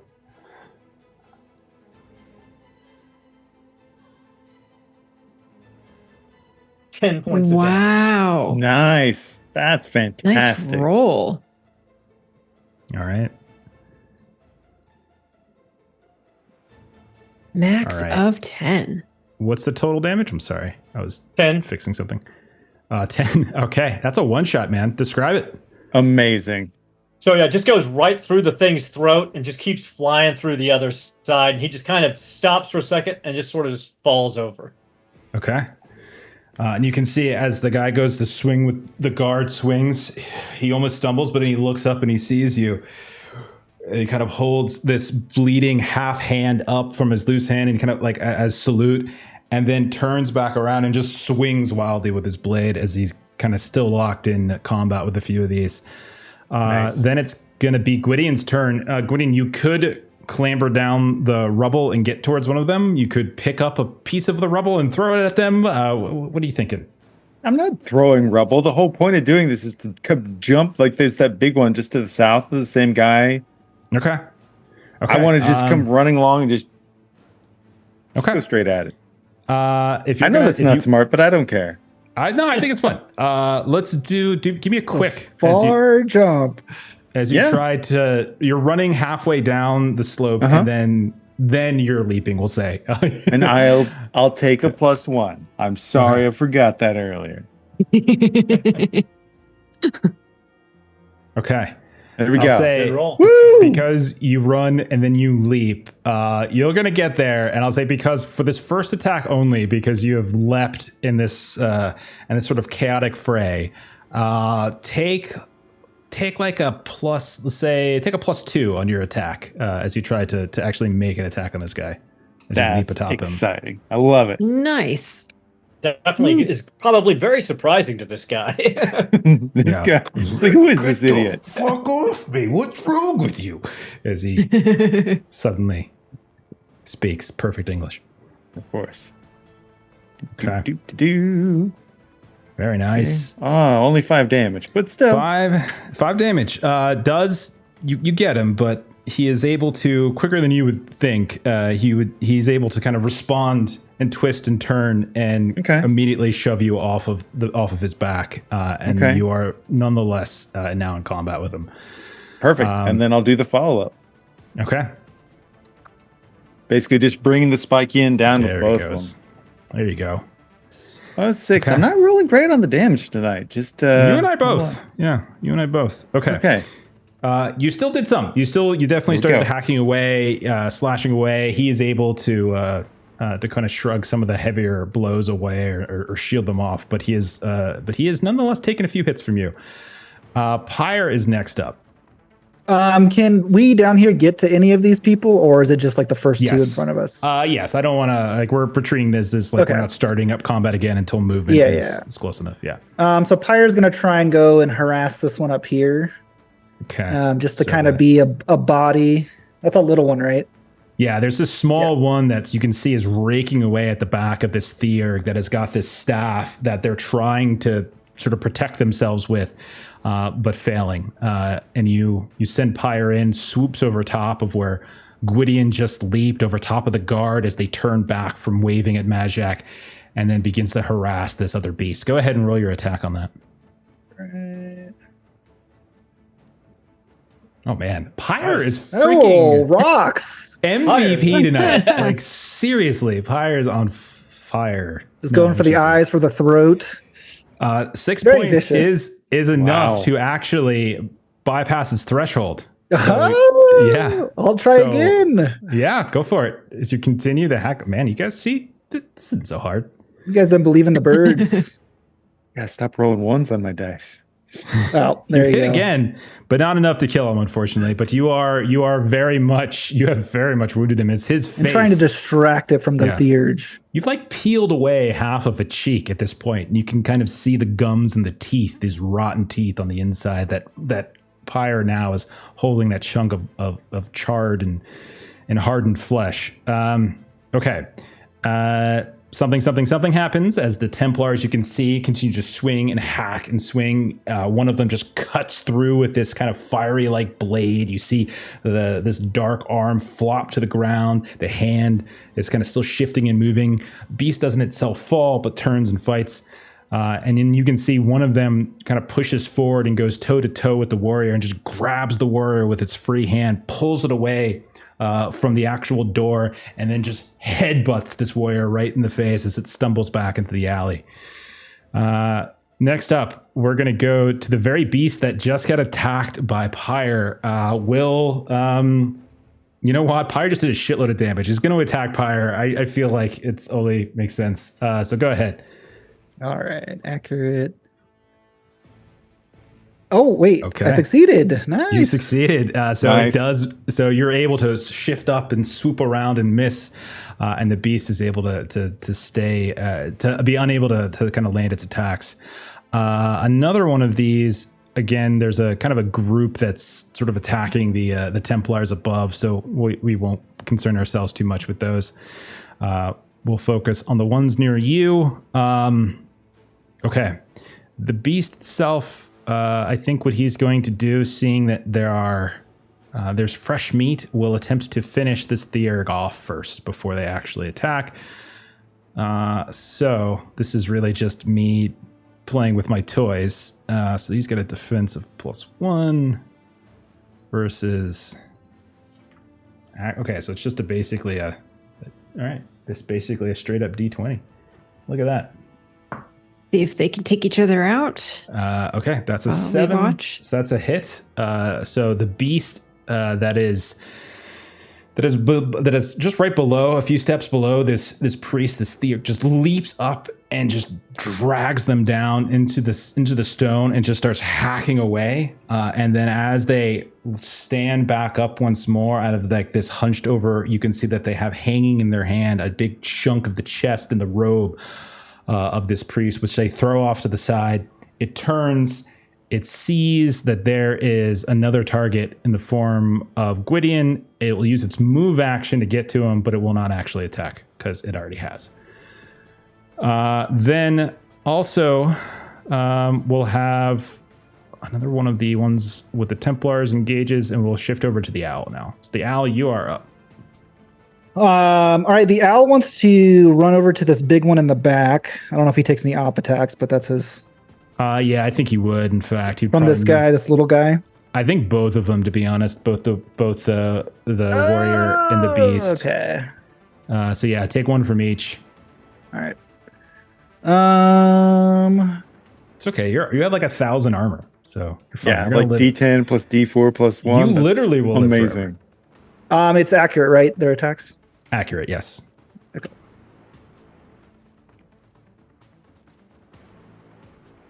Okay. Okay. That is 11. So as 11 of the protection roll, so you are fine. You are fine. You want to roll for another one, right? Yeah. Do a second one. Yep. Yep. They have slightly different stats, so keep an eye on that. Okay. Also 11. All right. Fair enough. He's just the juggernaut. You're just running past, and you just feel like the vague like pressure of the attacks, but none of them bypass the heavy armor. It's a good thing. Good thing you went and got it repaired before all this started going down. And go ahead and make your attack on this. Right.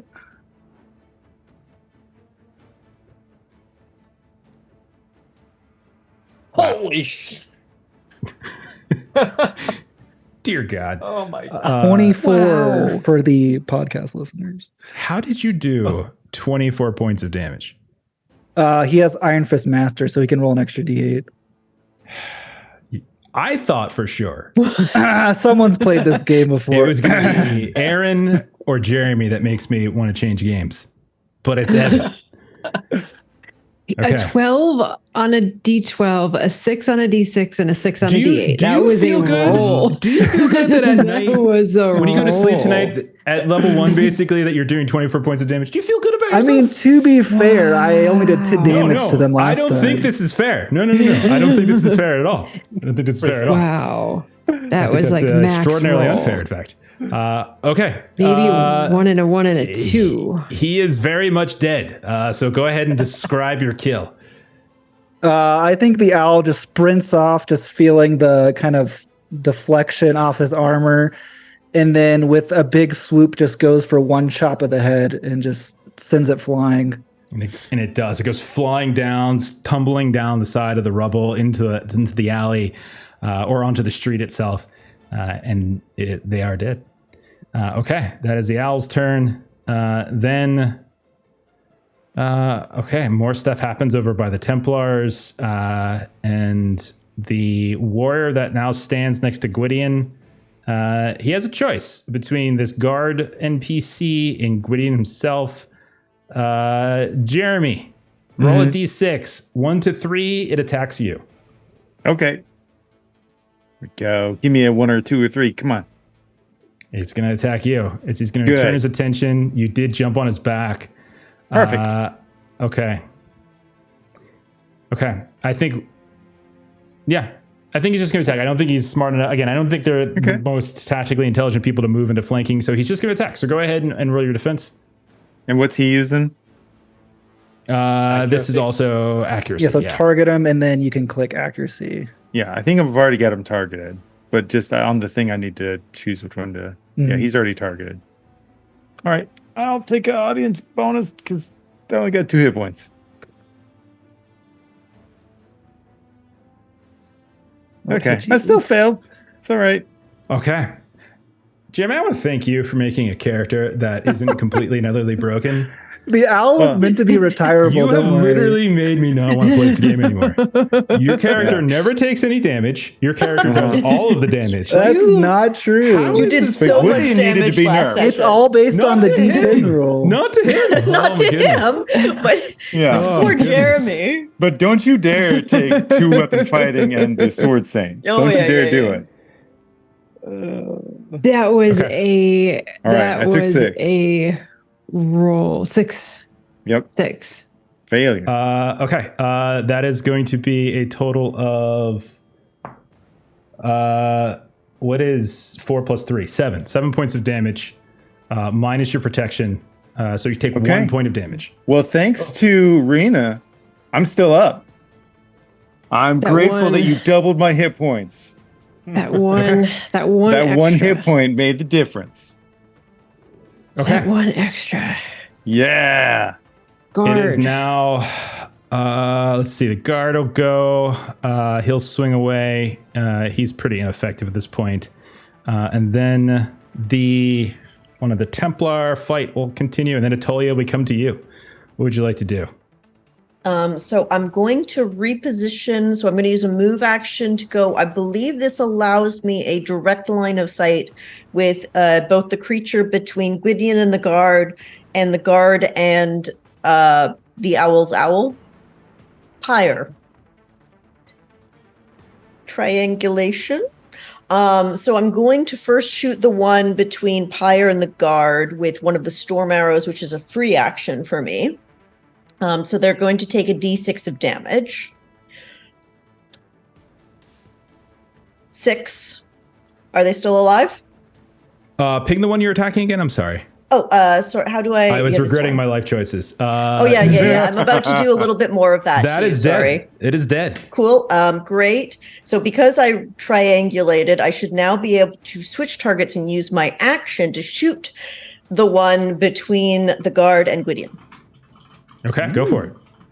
And here's where my accuracy is no bueno. They don't have great defense, so you still have a chance. You know what? Melissa, I would like a +1 from the audience, please and thank you. Let's give me a 50-50. Got it. Oh, failed. Never mind. You tried. I tried. The shot goes wild. We'll say it hits the body of a different one. It just isn't the one that you were attacking. But you did kill one, so it's still pretty good. What was that? I think that was Beast D. Yeah, let me get rid of him. Okay, so I mean that's still pretty good. There's still only 2 more left in your guys' pile, and then you can see the Templars are making short work of the others. We'll come to Rowena at the very end. Your turn. All right, so Rowena is going to try to come along and hit the. So there's kind of the larger one and the smaller one, and so the smaller one is closest to her, so that's the one that she is going to come up and try to attack. So she's going to. I'm going to click on it. I would say you probably. Evan, do you know the answer to this question? When a person approaches combat, right now, this beast is literally in combat with Gwydion already. Mm-hmm. And I know that it takes an extra I know it takes a movement to move into flanking. If she's just running into combat for the first time, can she get into flanking like that? Or is it a whole separate move action? I think rules as written is a separate action. Okay. So it's up to you. Like I play it where you just run it in because then enemies can do the same thing. I play it that way, but whatever you would Yeah, have to do. my thought I'm fine looking with that at it was but because there was like it will be for everybody. Yeah. If we Yeah, it makes it worse 'cause- for us too. It's like a double-edged sword. Yeah, Okay. my thought with that, and I wasn't going to, because like there's a building there and there's rubble there, so I was kind of playing it that like the terrain kind of affected the ability to do that. And the way I did it last time was I did the extra, so I was just gonna hit it straight without the flanking. Okay, yeah, go for it. Yeah, just hit the defense again. It'll automatically input what you want. Okay, so that no, that's a fail. Okay, so you swing away at it. You have long. You actually no. Again, that's if it's attacking you. Never mind. So you swing away at it. It manages to just at the perfect second just slide down the rubble, and you just happen to go a little bit too high with its swing, and that'll be the end of your turn. We'll go back up to the top at this point, and it's going to be Madjac. Madjac, you can see from your position. I'm gonna say like. Two of these other warrior and beasts and stuff, like the Templar, have already kind of worked through half of theirs, and you guys have worked through two-thirds of yours. Like definitely, again, you're able to sort of push. You're pushing pretty well. You also notice a little bit further off to the west. You're getting closer and closer to that giant, massive sinkhole in the middle of the of this section, this district, and you can see that there are literally people fighting at the edge of the rim, as there are creatures that are crawling up it, and they're trying to beat them back down, so they're sliding back down the sinkhole. It is your turn.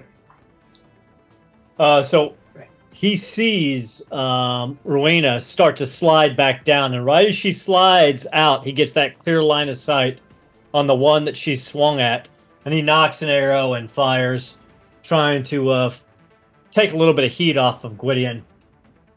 Okay, man. Yeah, go for it. The bigger one, right?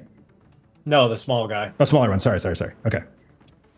The one that Rowena failed to take or even hit when she came up. Madjac's gonna show how it's done. Let's hope so. Maybe. Okay, still got it. That is, I think that's the first damage he's taken, actually. So yeah, he is still up even with the 4 points of damage. Are you doing anything with your movement, like the pinning thing? It's unlikely he's going to move, but it doesn't require a movement. It's just it's a passive. So if he tries to move, then he has to roll the strength. All right. Gwydion, your turn. You've now got some reinforcements. There are two in front of you. One big, one small. You can see the smaller one has one of Madjac's arrows sticking out of it. So you even have some more reinforcements, and you're pretty sure something just sailed past you as well from above. And it's probably Attolia. What's up? What's next? I think I'll go with, I've noticed the smaller ones tend to go a little bit faster, so I'll focus on that one first. Plus, hopefully, if it's injured, I can focus fire and just get something down. So that's who I'll go for first. I've got the new guy targeted, and then versus defense. Let's see how we do here. It'll hit still. Yeah. Okay, we'll do 8. That is not enough to kill him. Okay. Let me check. And yeah, his protection will keep that from being in his threshold. Okay. But you do, Fair but enough. you get your second swing. I do. I'll put the second swing in. We'll hope for a bit of luck. And, audience point wouldn't have made a difference on that one. That's totally fine. You did custom again, but it might not. Oh, yeah. It's still, it was a 19. It doesn't. It's pretty high. I keep assuming it'll stay on defense with that These click guys do have a +4 to their protection. So you can add a +4 to your roll. It would. It would hit. That would hit. It actually would hit. You're right. Yeah, 19 would hit with that. Yep. So go ahead and roll your damage. So I'll do a D8, D4. There's a 1. Yeah, that's not enough to bypass, unfortunately. Their armor. And then a 1 and another 1. So I made sure to botch damage again. So I did 3 because the crow's beak could add another 1. 1 for penetrating or whatever that trait is. Let's go to Pyre. So the little one's still alive, right? There is both the big one and the little one. They're both still alive. Okay. Both have taken damage, but neither is actually dead yet. Yeah, Pyre will just go and harass this little one. I don't think he can hurt the big one really, but Okay. see if he can do something. I mean, they do have damage protection. That's probably like the mitigation, I should say. The other ones don't. They don't have any armor or protection or anything. And Pyre doesn't really hit hard, so he's a body. All right. Ooh. Oh, he's still wearing them. Oh. Another one. I mean, it's still a point of damage. It's still enough. Slowly but surely, the scratching will cut through. Okay, that's 5 points. That's halfway through its health, its toughness pool, but not quite enough to take it out just yet. You're going to see more stuff starts to go down over by those Templars. You can see they're swinging away. They're fighting. They've managed to kind of move up, and one of them is standing like right in the middle of the door, protecting any entry into it. And then we'll shift down, and it's going to be the small one that's in front of Rowena and Gwydion. I'm going to 50-50 this. 1 to 3, it'll be Rowena. 4 to 6, it'll be... Okay, it's going to be Rowena. Yep. So it'll take a swing. So go ahead and roll your defense against... It'll frenzy up. I don't think I've been saying that enough. So it'll frenzy up again with its berserker trait, and then it'll swing at you. Go ahead and roll your defense against accuracy. It's accuracy. Excuse me. Okay. That is a 4 protection. Okay. So that is a fail for you, which means it does in fact hit you. It's going to do 4 points plus its frenzy. Okay, 7 points of damage to you. Minus your protection, so you take 3. You roll 4 on your leather, on your light armor, excuse me, and so you subtract that flat. So you end up taking 3 points to your toughness. Okay. Next up, so that was that. Next up is the owl. The owl will step up to this big one. Okay. And stick his blade in its back. And we'll say that we can do the flanking thing, so you can go ahead and take the advantage from that. Advantage. Yeah. Okay. Holy goodness. I was very close to my pain threshold, by the way, just for FYI there. Another big damage roll. 16. Right. Go ahead and describe your kill. I think he sticks the blade into the back and then just kind of like a hacksaw motion, just keeps trying to push it into, the side, and then eventually just breaks free, just ripping out the guts. All right. Then it's going to be more stuff goes down over by the Templars, and we come to Attolia. Attolia, there's one more left kind of on the rubble. You guys seem to have saved the life of this town guard that has just kind of flopped down at this point from exhaustion and bleeding. But you can see there's one more left. It's amidst this group of Gwydion, the Owl, Pyre, and Rowena. What would you like to do? So if I move, that's ruler. You don't got to worry about measuring or something like that. So rules of the game, you just, since some stuff has changed, some new people joined the fight, as long as you spend a movement action first, you can line up your shot and then you fire. And so you're good. You don't even have to move your token. Okay. I move down and I'm going to target the remaining one first with a storm arrow, which automatically does a d6 of damage, which I'll roll first, which brings me down. I'll count down my storm arrows, but does that beat their threshold? Are they still alive? Yeah, they're still alive. They're not quite dead yet. They got a few more bits of toughness left. Yeah. Then I will also use my action to do a bow attack against their defense. Okay. Never mind. Shot goes a little wide. You see the arrow clattering across the ground, the cobblestones. But you still did a little bit of damage. Hopefully enough for Rowena to finish it off as we do come to Rowena. This thing is barely standing. Well, and Rowena kind of got that hit, and she's a bit kind of taken aback, and so she's gonna, kind of just narratively kind of step back into it and kind of take the quarterstaff, and she's kind of trying to kind of get her footing a little bit better while she kind of swings against this here and wants to see if she can take this out. So that is a success, 7 on the D8. Go ahead and describe how you take this last one out, as that is enough to take him down. So she definitely kind of like got her footing and kind of like widened her stance a little bit so that she can kind of take the quarterstaff and kind of swing back. And this was definitely kind of conked to the side of the head, where, kind of the end of the quarterstaff that always kind of has the kind of decorative bit to it. And kind of right to the ear hole, basically, is what she does with kind of this swing around right upside the head. You hear a loud as the head itself just cracks on top of the neck and it crumples down to the ground. You guys look across the street, those of you up on the roof, Madjac, Attolia, you can see that the Templars themselves have kind of finished off. You can see a few of them are just running the last of them through on the ground. And the battle seems to be won. Madjac, you can, again, looking in the distance, you can see like a block or two over amidst the dust and the smoke.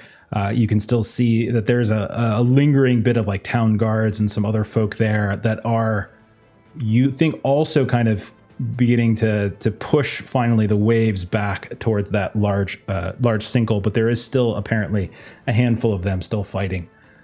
You guys have a moment here to take a breather and assess what is it that you guys would do at this point. Oh my gosh. What?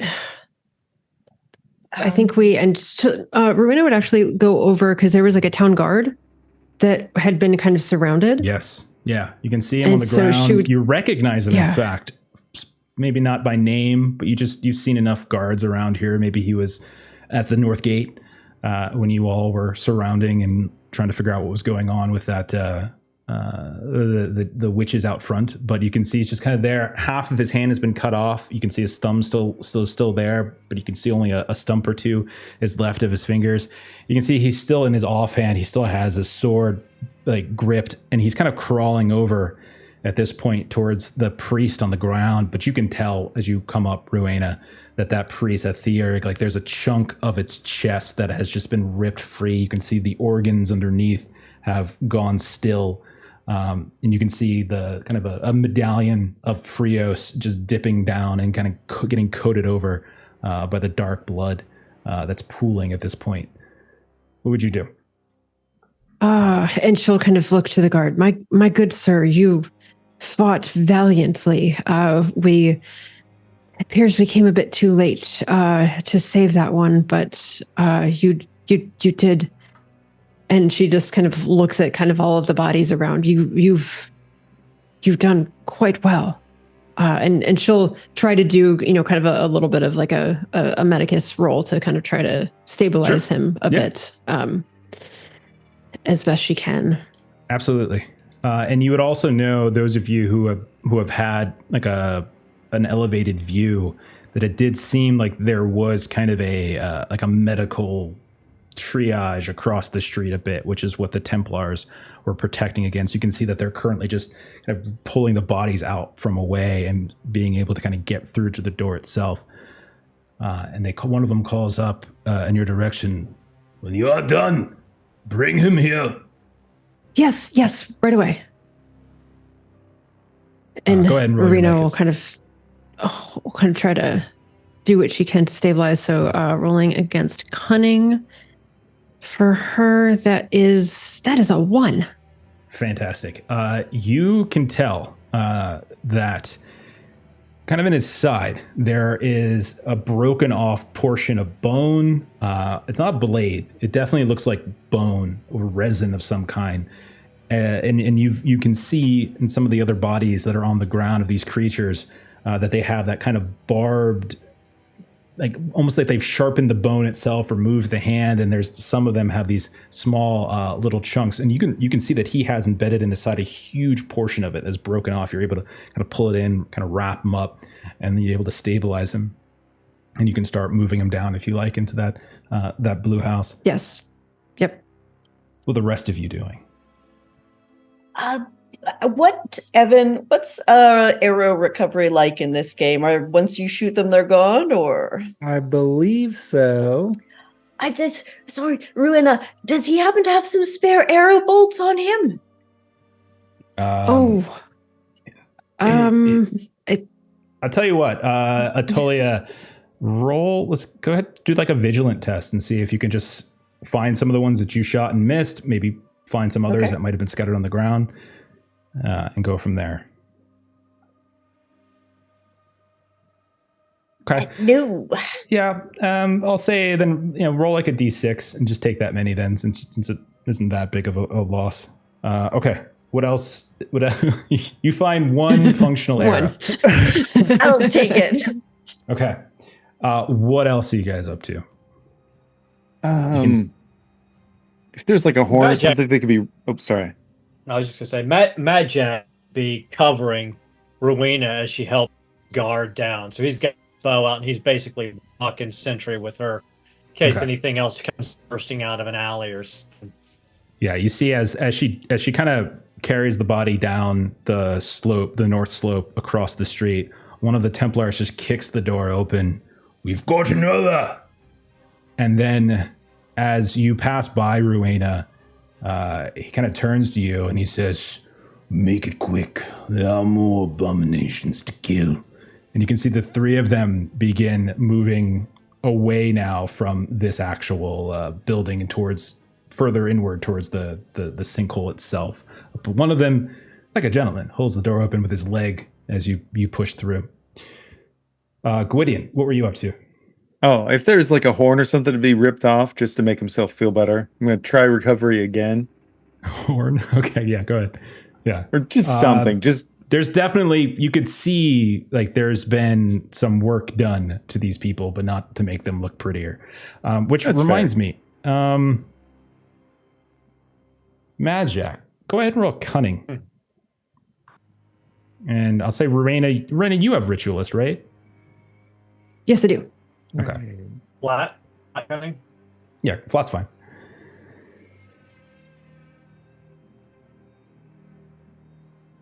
Okay. Triple my health. You succeeded this time, at least, though. As Gwydion, you do manage to just break. 3. Yeah, you just break this chunk of bone that is just like coming out of the side of its cheek. You're not sure if it's for headbutting and stabbing people or if it's just a poorly grown like jawbone. But you're able to kind of get your breath back. Morena, when you come back from bringing this guard down into that building, you can see that there's a handful of people. There's priests that are moving about. You can see familiar, like novices, and like the equivalent of novices for you. But there is one man, a little bit older. A couple people refer to him like for instruction, and like when you come in, it's like, Father Atheno, we have another, and he kind of comes over really quickly, and he just does a quick triage, and he's just like, he appears to be well taken care of. In the corner, please, madam. And as you set him down, you leave. You spot Madjac kind of crouching over top of one of the bodies of these things.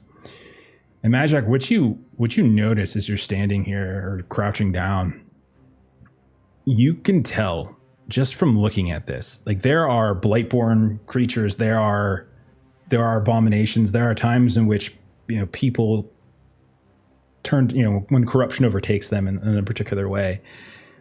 You are seeing what you're seeing on these human bodies, these humanoid, is that they do in fact look very much like they were at one point humans or humanoid creature, but it very much looks as though many of these deformations here are somehow like there's intention to it. There's like design to it. This isn't just the random sporadic kind of corruptive effect. There's intentional design and how these things are looking. You can tell by the the extra layers of dermis in the most perfectly strategic spots for armor, the arms growing in such a way to be the most efficient weapons possible. All of it just seems to be a conscious, controlled attempt to kind of shift and craft this. And Rowena, if you're there as well, and presuming if this is fair, Madjac, if this is something that maybe you mentioned, Rowena, if you look at that as well, like you're well studied, Ordo Magica, reports galore, right? You've studied all these different reports of expeditions, stories, lore, studies, etc.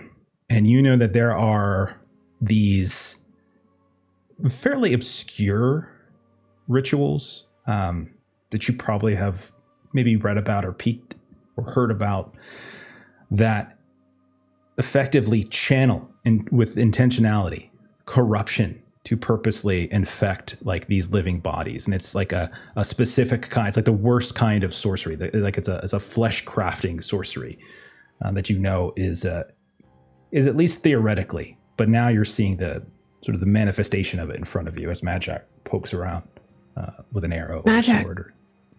That is corruption through and through. Not just corruption, Wayna. That's engineered corruption. That's foul sorcery. Something or someone is behind this attack. It's not just an eruption of evil. It's driven evil. And in quantity, this wasn't just an experiment on an individual. And she's just sort of pointing to all of the bodies that all had that is en masse. Whatever did this has been planning it for a while to create so many of the corrupted. We should speak with some of the town's leaders, perhaps even try to speak with the mayor about our findings. I'm sure others have noticed the same thing, but we also still need to get paid. We definitely must share this information. And get paid. Of course. Yeah, yes. That too. And she's kind of notebook out hastily, kind of just scribbling some notes of, kind of observations and all of those kinds of things as she is wont to do. And so the owl, as you're kind of pushing over the rubble, over the rooftops, finding your path forward, you look down on the street and you can see like every now and then just running out or crawling out from one of the alleys to the north, one of these creatures just launches themselves at one of these Templars and they just kind of backhand swing down, spin it around, pass it off to the next. They thrust a sword through it. And one by one, they just kind of like hack through them until you see they reach the edge of this sinkhole. And you as well, as you're kind of paralleling them in the alleyway and along the rooftops to the south, you can see that as you arrive, and anybody else who follows, you can see that the sinkhole itself is extremely large. It's like 80, 100 paces across, to the point where the dust and the debris that's floating in the air is actually obscuring your vision a bit. You can see spots here and there at other sections around the sinkhole where there's others that are doing the same fighting that's still going on. You can see that it's essentially swallowed almost an entire town block. Within the city itself. You can see that there's several town guards that have kind of grouped up here. Again, a couple that are familiar. You can see the rundown, kind of beaten and bloody visage of Captain Morello, who is in a terrible state. You can see blood down half of his face, and he's kind of giving orders. It looks like he's getting some of his men to kind of create these barricades around the rim. Morena, if you come up, you notice that there are two other figures that are standing near this sinkhole. They're standing over top of one of these bestial creatures, these corpses. One of them is one of your tutors, Eufrinda. You can see the heavy-set, kind of dark brown-skinned woman. She has her pipe out. She, too, looks harried. Her clothes are stained with blood and sweat and dirt, and you can see standing next to her, and the two of them in somewhat of a kind of a whispering state, separate from some of the guards is Kulanan Thuria, one of the mages, one of the wizards within Order Magica here. And he, those of you looking, he is a slender, kind of frail-looking old man with this crazy tangle of white hair that kind of goes in every direction. It doesn't look like he's taken any pains whatsoever to actually, comb it or style it in a particular manner. And the two of them are kind of whispering.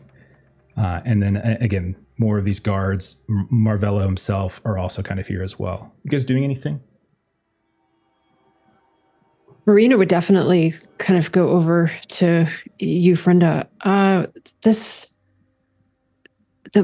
is just an abomination. And she kind of talks about the observations and the corruption and just all of the kind of sharing what she saw kind of with all of these bodies and just sort of kind of looking for kind of verification of her assumptions and kind of what she believes about this.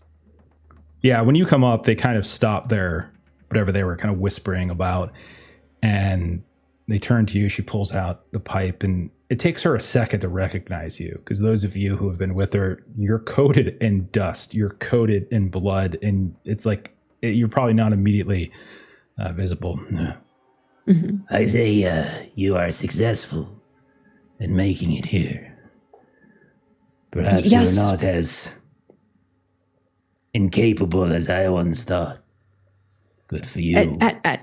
At times, myself and my party, we did succeed. We did take some of these out. Yes.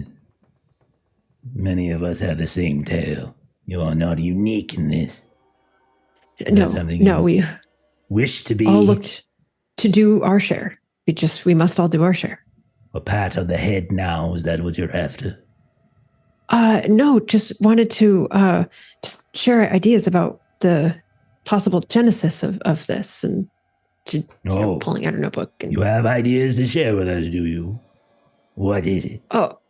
Oh, well, just the very focused corruption and she's sort of like stumbling over her words, but she like pulls out her notebook and just reads the notes, kind of the previous discussion. She just like, her face grimaces. You rely far too heavily on that thing. The mind is what you should rely on further. Now, these things, these observations you have made, yes, they are useful, but any apprentice, any novice could make such conclusions. You have any other things of interest to share with us?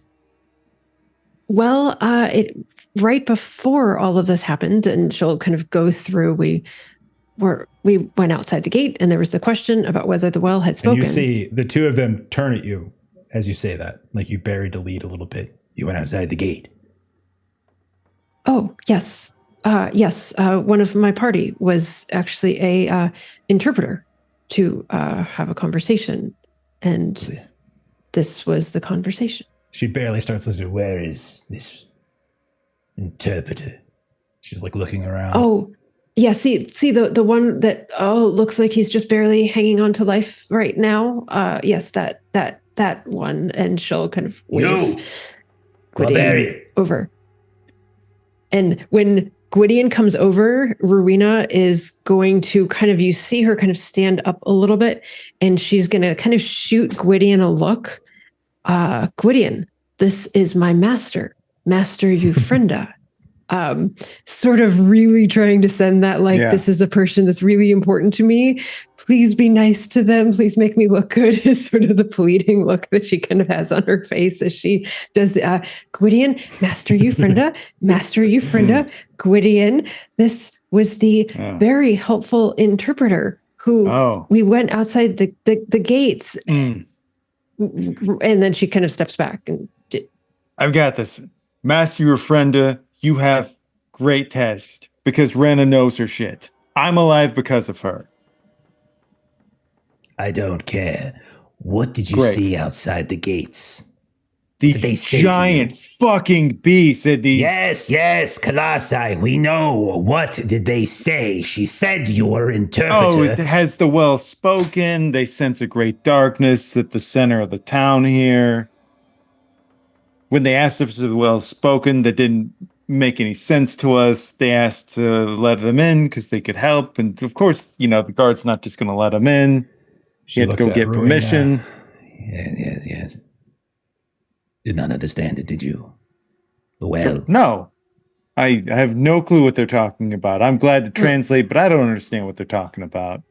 with all due respect, Mr. Barbarian, I don't expect you to know. You are not a novice within the Order Magica, but you, Rowena, and I will remember that name, you should know better. She takes like a long.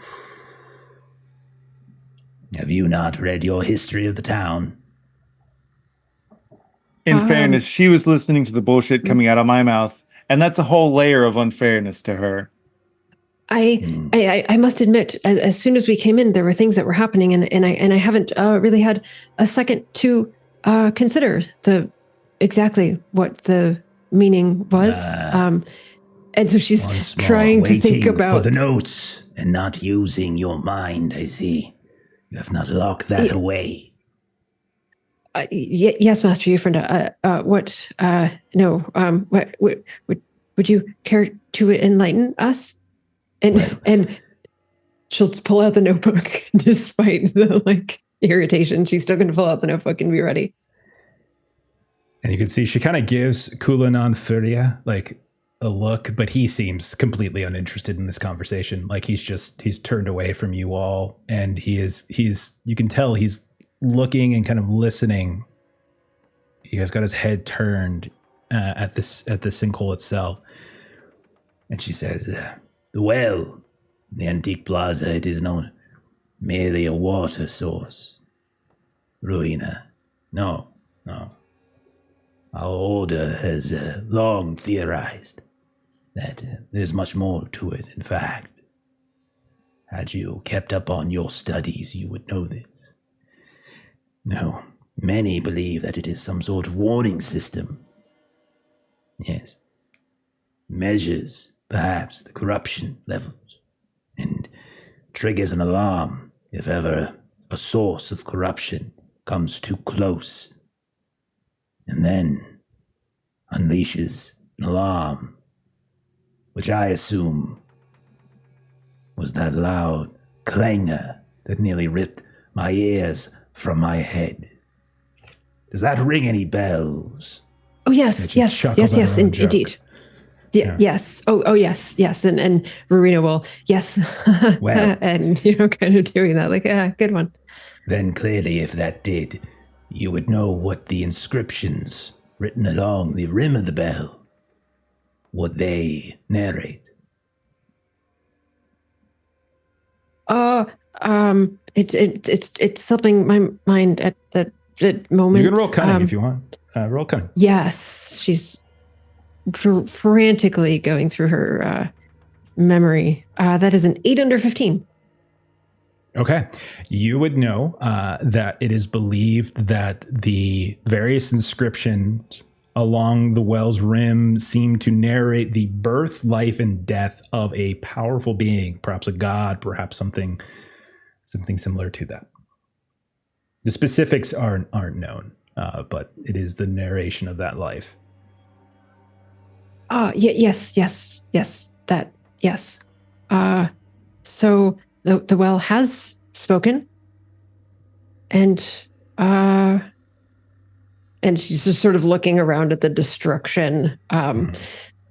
What are being just novice as I am? What sort of looking for direction? Like she's eager, but what are you unsure? Well, dear Rowena, what we need to decipher now is whether or not the source of corruption is still here, and what it is that we can do about it, and whether or not this, and she just gestures, is the beginning of our troubles. or the end. You see? Yes. Oh, dear. Yes. It seems like a beginning, and a very foul beginning at that. I did not beginning that was expect you to barely have an survived. answer to that question. It was rhetorical. You Oh, must understand the difference. You're She rhetorical. visibly kind of relaxes at that. I am rhetorical, am I, Mr. Barbarian? And I'm not Rowena smart enough is to just- understand you, but you sound very unkind to my friend. No. It is. I am. No, I am he's learning. he's putting you down. He is, First and he of all, knows it. She's. I am a she. She's. Oh, jeez. Oh, I know you know what? you're. Yeah. I know Oh, your forgive me, I didn't kind assume. It's not particularly my- observant, but I thought you could be a little bit better than that. Rowena like pushes Gwydion to the side. I have this. Don't be alarmed, And she Rowena. sort of look. I don't hold much esteem for what his kind has to say. They have never been the most intelligent lot. And Curious she they just are, though. is stuck in the middle of this, and you could tell the anxiety. Master Euphrinda, we, and she kind of gestures to the group. We have all, the 5 of us, managed to do our best today, and we will be of service. And As long as we're getting paid. Agreed. I am sure Mayor Lightpitch will come to us at some point, the Ordo, to investigate the source of this corruption, perhaps even organize an expedition down the sinkhole itself. With your merry band of fortune hunters here, perhaps we might solicit your services and pay you for some services already rendered. Fear not, you will be compensated. Yeah, Oh, so, that's Rowena, I don't generous. know what you've been telling me. She seems Very like generous. she seems like a lovely lady. she is, Master Euphrinda is a font of wisdom and high standards, and You high hear- standards that make us better. You hear this, Yes! and you look over, and Kulanan Thuria it's the first real sound he's made, and it's just this loud, angry old man. And everyone goes quiet. You hear a clink as like one of the town guards like drops a weapon, and they all kind of look at this ancient man.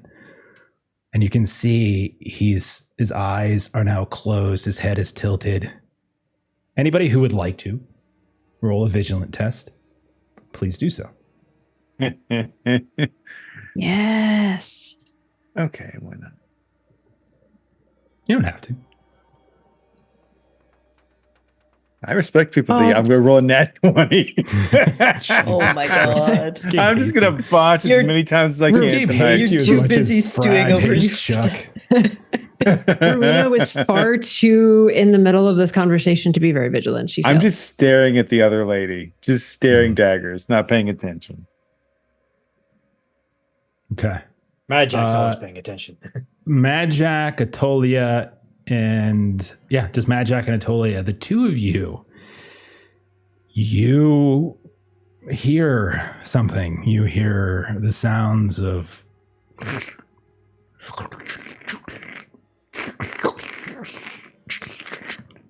and it's coming from this kind of rustling, this rumbling, this sounds of like earth being dug and dragged is coming from the sinkhole itself.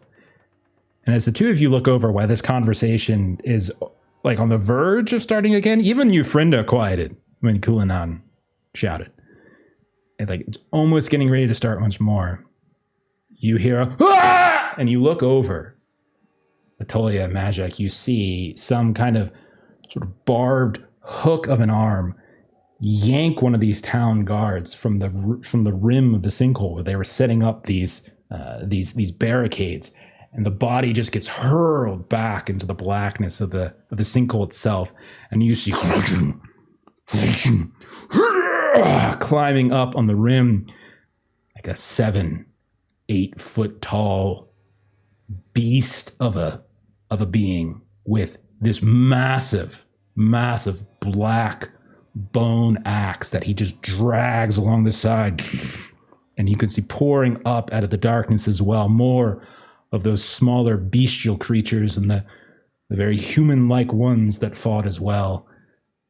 And we will end there and pick up on that next week as you guys are so close. Oh my gosh. You're so close to the end. You're so close. Oh y'all. my That's gosh. great. So close. Okay. Great. Holy crap. Uh-oh. Yeah. You guys are fine. You guys are fine. Totally fine. This isn't the boss fight. Fine. This isn't the boss fight. Okay. Feels a bit bossy. It is This a is boss the fight. this is A the boss first fight. guy. Well, Okay. good news. A boss fight. Euphrinda can show us what she can do. Well, we Exactly. go that way. Well, Please, that's ladies the fun first. thing.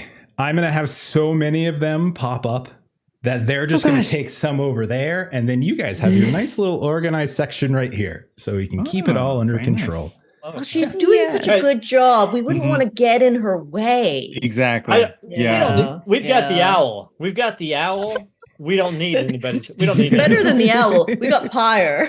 You guys really Yeah, both of them. need to invest in Oh.